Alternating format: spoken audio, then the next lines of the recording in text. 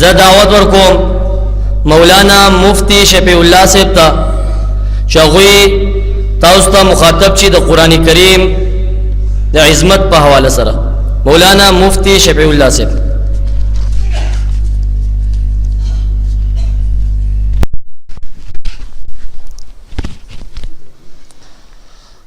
الحمد لله وحده والصلاة والسلام على من لا نبي بعده أما بعد فأعوذ بالله السميع العليم من الشيطان الرجيم بسم الله الرحمن الرحيم قل بفضل الله وبرحمته فبذلك فليفرحوا هو خير مما يجمعون وقال تعالى ولقد يسرنا القرآن للذكر فهل من مدكر وعن النبي صلى الله عليه وسلم أنه قال خيركم من تعلم القرآن وعلمه أو كما قال النبي صلى الله عليه وسلم. ستمندورونو علماء و تفصیلی بیان کئی. دو خبر استاسو خدمت کے وړاندې کوم، بیا بل ځای کې بیان دی. هغه ملګري ګاډی راوستی بار ولاړ دی، ما ورته بس یو څو منټه انتظار وکړه. بغیر د څه تمهید نه دوه خبرې عرض کوم.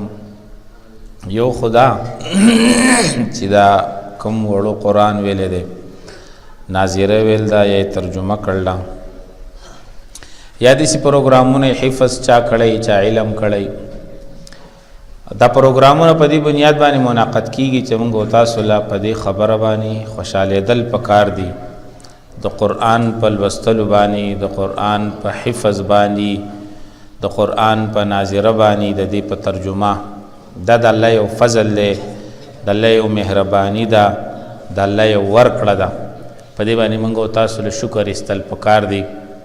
څنګه چې دنیا نعمتونه موږ نعمت ګڼو او شکر پې ادا کوو، دا لوی نعمت دی. قرآن چې چا ولوسته دل الله پاک ډېر لوی دولت ورکو. د دنیا په اعتبار سره که دا غني نه دی که نه، نو دا د دین په اعتبار سره غني دی. او الله پاک فرمایي قل بفضل الله، وایه پیغمبره چې د الله په فضل باندې چې قرآن دی، و برحمته د الله پر رحمت چې دین اسلام دی. او دویمه معنی داسې کړله قل بفضل الله، وایه چې د الله په فضل چې قرآن دی، و برحمته د الله پر رحمت چې فهم د قرآن دی، علم د قرآن دی، توفیق د لوستلو د قرآن دی. فبذلک فلیفرحوا، هم په دې داخله خوشحاله شي. او بعض علما وایي فبذلک فلیفرحوا، تکرار د فا په تکرار د معنی دلالت کوي. معنا فلیفرحوا بذلک، فلیفرحوا بذلک، هم په دې خوشحاله شي او هم په دې خوشحاله شي. نورونو قرآن لوستلو باندې څه خوشحالېدل پکار دي. دا ماشومانو چې قرآن لوستلی دی دیو ته او د دیو پلارانو خپلوان ټولو له په دې خوشحالېدل پکار دي. دا د الله مهرباني ده. او قرآن د الله پاک داسې کلام دی چې که د دې ناظره لولي نو هم تاله خیر میلاویږي، که حفظ لولي هم خیر دله میلاویږي، که ترجمه او تفسیر سره لولي هم خیر دله میلاویږي. بس په دې کې الله پاک خیر او خیر ایښودی دی. ماذا انزل ربکم، څه نازل کړل دي؟ قالو خیره، بس خیر یې وایي نازل کړی دی. نو څه خیره، یعنی لوستل یې خیر دی، اورېدل یې خیر دی، عمل کول پې خیر دی، هر طرف نه خیر او خیر دی. شیخ الحدیث صاحب رحمت الله علیه حدیث په فضائل اعمال کې نقل کړی دی چې یو روایت کې راځي چې څوک قرآن حفظ کی، وایي که د څه ګناهونو په وجه دوزخ ته لاړم شي نو هم دوزخ ته به لاړ شي خو اور به سیزي نه. دومره لوی خیر پکې الله پاک ښودی دی. انسان هر انسان نه کمی کوتاهي کېږي، اوس ګناهګار دی، خو سره د دې نه چې هغه جهنم ته لاړ خو اور یې سیزي نه. څومره لوی یعنی یو لوی خیر پکې الله یې ښودی دی. د دې وجې نه موږ او تاسو له پې ځکه خوشحالېدل پکار دی. دا یو آیات چې دی د نبی علیه صلات وسلام په باره کې چې الله پاک فرمایي که نه چې ووجدک عائلا فاغنا. اے پیغمبره الله ته معلوم وي چې ته فقیر وي نو الله غني کړي، الله غني کړي. نو یو بعض علما دلته یو سوال کوي، وایي چې الله پاک فرمایي چې ته مې غني کړي، او په بخاری شریف کې حدیث دی د حضرت عائشہ رضی الله عنها نه روایت دی چې نبی علیہ الصلوۃ والسلام تر وفات پوری تر مرګ پوری د وربشو روټۍ هم په ماړه ګېډه نه ده خوړل، او په ډېرو واقعات دي چې نبی علیہ الصلوۃ والسلام په کور کې به 2 میاشتې به تېرې شوې او اور به بل نه شو، او الله پاک وایي چې ته مې غني کړې، او هلته خو چې دی نو په ماړه ګېډه روټۍ نه میلاویږي. نو یو تفسیر په هغې کې دا هم مفسرینو کړی دی چې ووجدک عائلا فاغنا، اے اغناک بالقرآن، په قرآن سره می ته غني کړې، قرآن می دل درکو نو دا چې چا سره یې نو هغه غني دی. که د دنیا په اعتبار سره هغه فقیر می که نه، خو د قرآن په وجه غني دی. نو دا بچی نن غني دی چې دی له الله پاک قرآن ورکو. دا علیم غني دی په دې معنا چې الله پاک ول خپل دولت د قرآن ورکو، د قرآن فهم ولا ورکو، الله پاک دې له خیر ورکول غواړي. نو ځکه موږ او تاسو لرونو په دې باندې ځکه خوشالېدل پکار دي، او د دنیا په شیانو باندې موږ خوشالېږو عام طور سره، خو په هغې باندې خوشحالي او مستی نه ده پکار. ډېر دولت او دنیا چې وکړه دا د قارون سره وه، لیکن قارون ته چې کوم دعوت ورکړی شوی دی د پیغمبر د طرف نه، یی لیکل دي چې د صلحاو د قوم د طرف نه، چې د قوم کم نیکان خلک او هغه ته نصیحت کاوه که نه قارون ته. نو په نصیحت کې ورته یو خبر ادا کړوه چې لا تفرح ان الله لا يحب الفرحين. قارون دولت باندې مستی مکوا، دولت باندې منازېګا، دولت باندې مخوشالېګا. ان الله بشک الله پاک لا يحب الفرحين. دنیا او دولت باندې مستی کوونکې الله نه خوښوي، الله ورسره مینه نه کوي. نو دولت او دنیا باندې مه خوشحالېږئ، حساب به ورکوي، لویه پابندي ده. او د قرآن متعلق فرمایي چې فبذلک فلیفرحوا، هم په دې چې دا خلک خوشحاله شي. نو ځکه موږ او تاسو له الحمدلله ویل پکار دي. عام طور سره خو موږ د دنیا روټۍ وخورو الحمدلله وایو، دا هم ډېره ښه خبره ده، خو په قرآن په لوستلو باندې الحمدلله، په مسلمانۍ باندې حدیث کې ورکوټي دعا ده الحمدلله علی نعمت الاسلام وکفا بها نعمه. لنډه دعا ده یادې کو، الحمدلله علی نعمت الاسلام، تمام تعریفونه الله پاک لره دي په نعمت د اسلام چې ماته اسلام نعمت نصیب کړی دی. وکفا بها نعمه، او دغه نعمت پوره دی، بس دغه کافی دی، دا پوره دی چې زه مسلمان یم، دا کافی دی. نو یو مې دا عرض کاوه چې موږ تاسو له په دې باندې خوشحالي پکار ده، او ځکه تاسو خو په محبت سره جمع شوي. او دویم چې دا کوم آیات ما ولوست، الله پاک په دې کې دا فرمایي چې ولقد یسرنا القرآن للذکر، الله وی قرآن می آسان کړی دی د یادولو دپاره. فهل من مدکر، څوک شته د یادونکې؟ ترغیب انداز کې وایي چې ته یاد کا. نورونو دا قرآن مجید الله پاک آسان کړی دی، دی وړو ګوره یاد کو. نو دوه قسمه مجموعه ده که نه، یو خو دا کشران دي، یو خو د قرآن مجید ټول د یادولو کوشش وکړو، ناظره حفظ الله آسان کړی دی. او یو مشران دی اغولم پکاردار چې سنه حصہ د قرآن مجید یاد کی. مشران چې دي کنه اکثر بعضی مشران د شي یو صورت نیمه په خیات کړي، یو بس به یو تور توت خړلې دی چې نور به یو ټکی هم نه یادوم دا، او بیا وایي چې زموږ جبه پیړه شو ده. عجبه چې پیړیږي کنه هغې سره خوله په هغه مقدار کولاویږي، داسې غټیږي نه چې یاره یا تاویږي نه.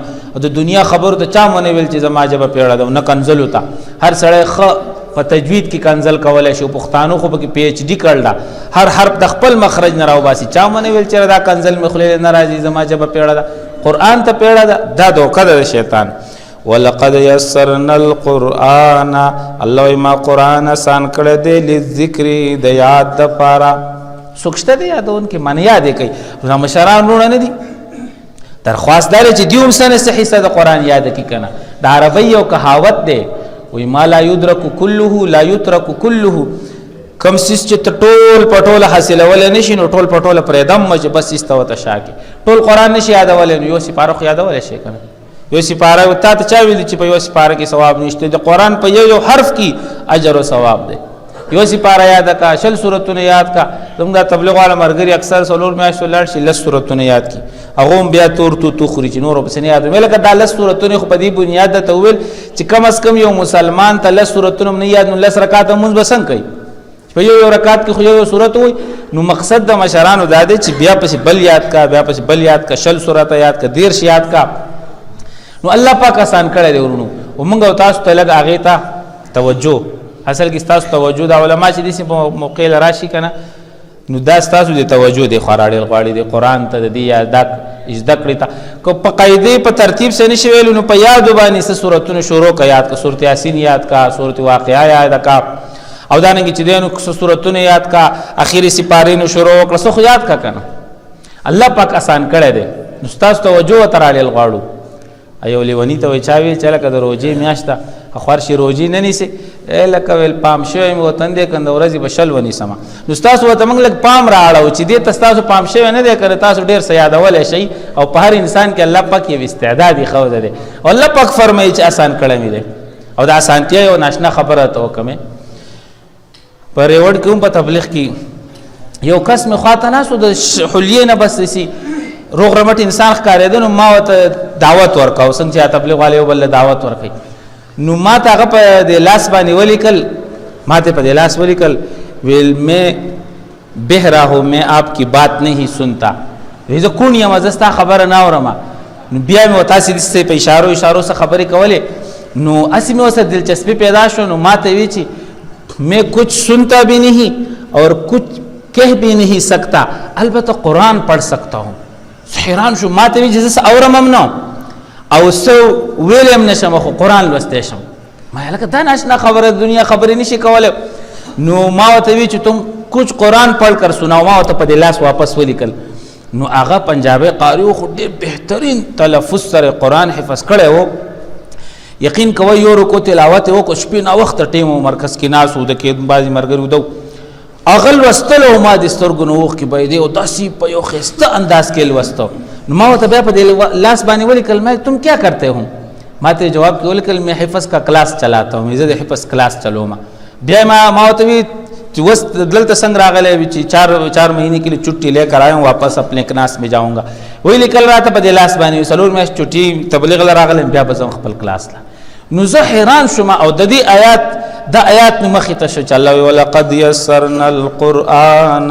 الله قرآن می آسان کړی دی لذکر د یادولو دپاره سوکشته دی یادونکې معنی مسلمان یادې کا مشران هم یادولی شي کنی نو څه سورتونه خو یاد کو او تبارک الذی سورت یاد کو سو کې 4 شپل ولی د قبر د عذاب نه نجات او خلاصې بیا مومي 10 آیاتونه دي په 10 ورځو کې یادولی شي چې سره ډیرم کمزور ذهن والی کنه تراشنن قاری سے تکینا یو آیات د یو آیات برته نن و یو سبا یو بل سبا تب ځان نه خبر شوی نه 10 ورځې پس به تبارک الذی حافظ خو یې کنه یا د اخر طرف نه شروع کا سورتون خو بیات کې کنه او اخر سپاره بیات کې تهجد په منځ کې به حدیث شریف کې راځي چې نبی علیہ الصلوۃ والسلام بی عائشہ وی بخاری کې حدیث دی وی نبی علیہ السلام به تهجد منځ ډیر په قلاره او ډیر اوږد کاو خسته منځ به کاو لا تسأل عن حسنهن وطولهن وی تپوس مکو چې سونه کله و او سونه اوږدو دا پسې شي اوږدو چې ته یو قل والله احد سورت یاد کړی دی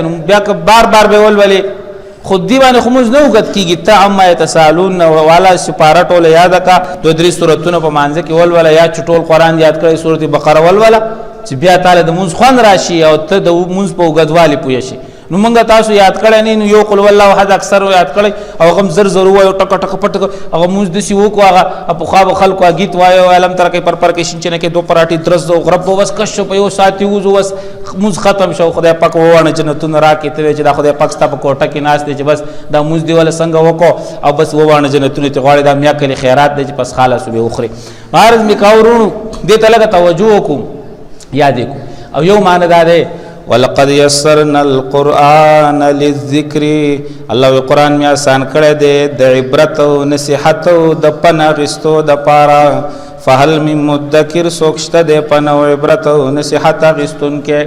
بهترین نصیحت څه دی؟ د قرآن نصیحت دی. د دیو جن علما چې درس کوي که نه ورو دې ته کینو، دا یو پند دی، دا یو ذکر دی، دا یو نصیحت دی، د عقیدې نصیحت دی، د عمل نصیحت دی، او په دې سره ژوند بدلیږي. د قرآن نه دی، دا د خلکو ژوند بدلی. لکه څنګه چې د یادولو ما تاسو ته یو واقع ذکر کړه، نو د ژوند بدلولو ته یو مختصر واقع ذکر کوم. لیکلی دی امام اسمعی رحمت الله علیه وی د مسجد نه راووتو د اشراق د مانځه نه وروسته ټیم د جمعات نه یو ډاکو ولا مخې ورغی شوکې ډاکې به چې کولې. امام اسمعی ته وایي چې من این اتیتا، له کوم ځای نه رالې؟